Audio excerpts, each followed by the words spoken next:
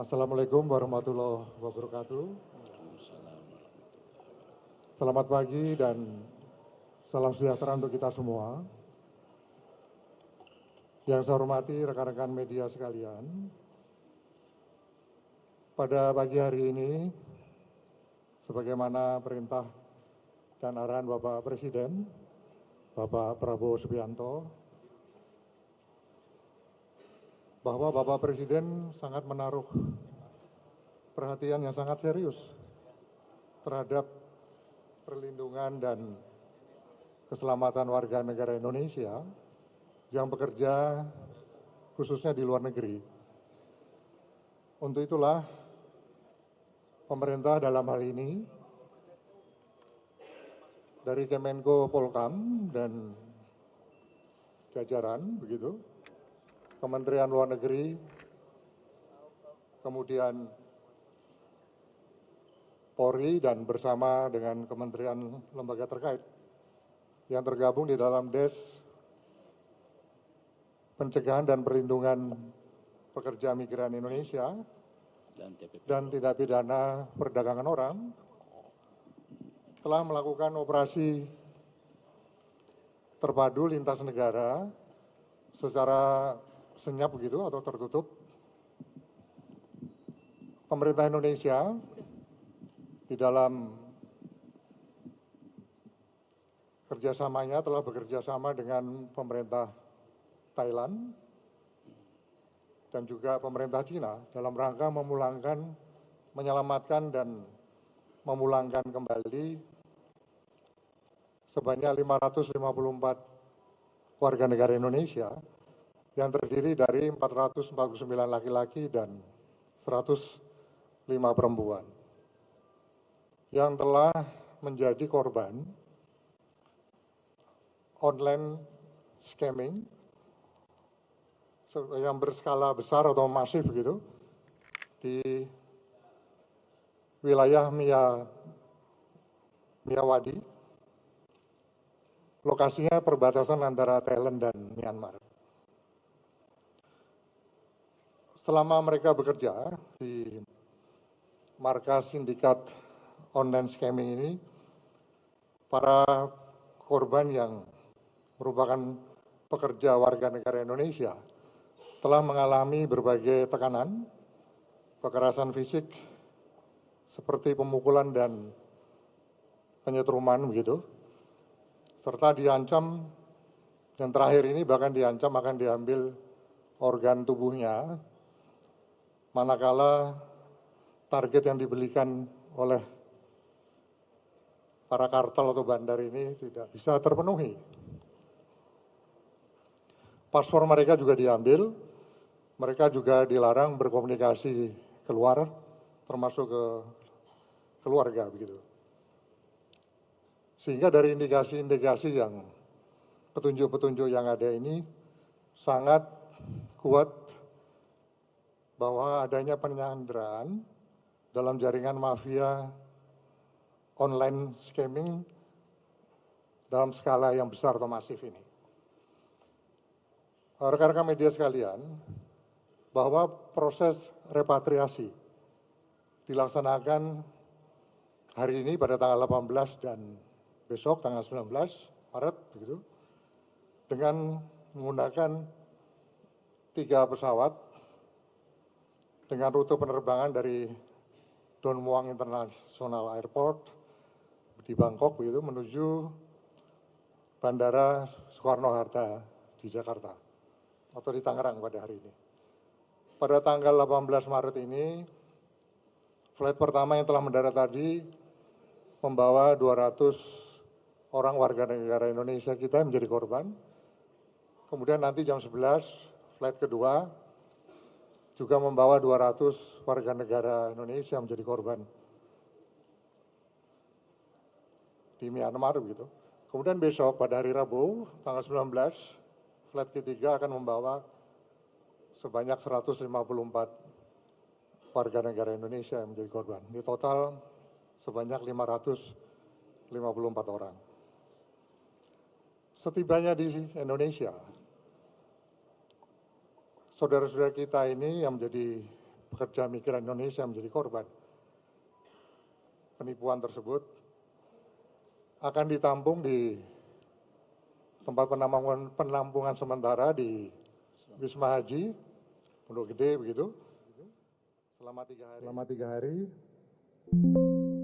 Nah, para korban ini juga nanti akan mendapatkan bantuan logistik dari pemerintah, layanan kesehatan dari pemerintah, serta pendampingan psikososial juga dari pemerintah, guna memastikan mereka dapat pulih secara fisik dan mental sebelum dipulangkan ke daerah asal mereka masing-masing. Pemerintah juga akan selama 3 hari tersebut akan melakukan asesmen lanjutan terhadap para korban tersebut guna memastikan apakah mereka semuanya memang korban atau mungkin sebagian ada juga indikasi pelaku dan sebagainya. Sehingga mana yang korban ini yang layak untuk mendapatkan bantuan hukum dari pemerintah. Nah, selanjutnya upaya hukum terhadap para pelaku yang terlibat di dalam jaringan tindak pidana perdagangan orang ini juga akan terus kita buru dan kita lakukan. Oleh karenanya hasil asesmen ini sangat penting dan menentukan langkah tindak lanjut penegakan tindak pidana perdagangan orang yang nanti akan dijelaskan secara teknis oleh Wakabariskin. Baik itu yang terjadi di dalam negeri yang mereka alami maupun yang di luar negeri. Tentu kita bekerja sama juga dengan otoritas luar negeri sebagaimana yang telah kami sampaikan tadi. Pada kesempatan yang sangat baik ini, sekali lagi pemerintah menghimbau kepada seluruh masyarakat agar lebih waspada dan hati-hati terhadap modus-modus rekrutmen kerja ilegal yang menjanjikan dengan iming-iming janji gaji yang besar, keuntungan yang besar, namun ujung-ujungnya ternyata penipuan dan eksploitasi.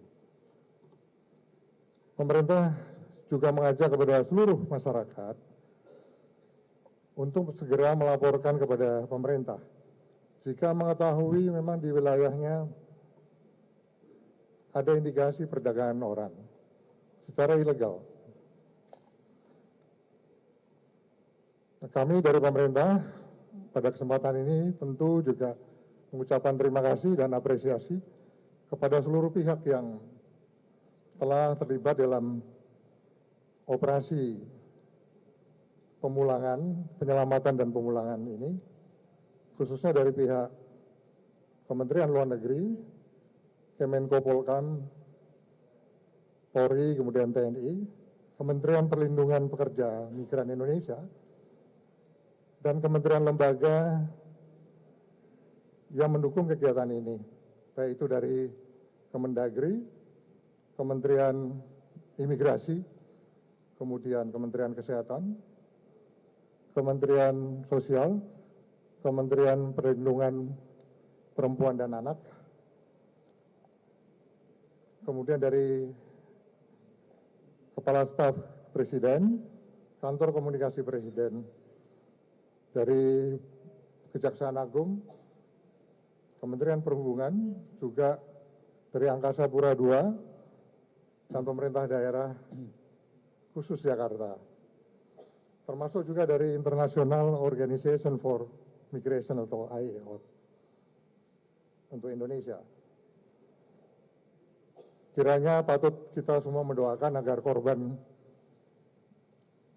pekerja migran Indonesia ini semuanya dapat segera pulih dan segera bisa berkumpul kembali dengan keluarga tercinta dan kembali dapat menjalani kehidupan yang lebih baik ke depannya di tanah air kita ini.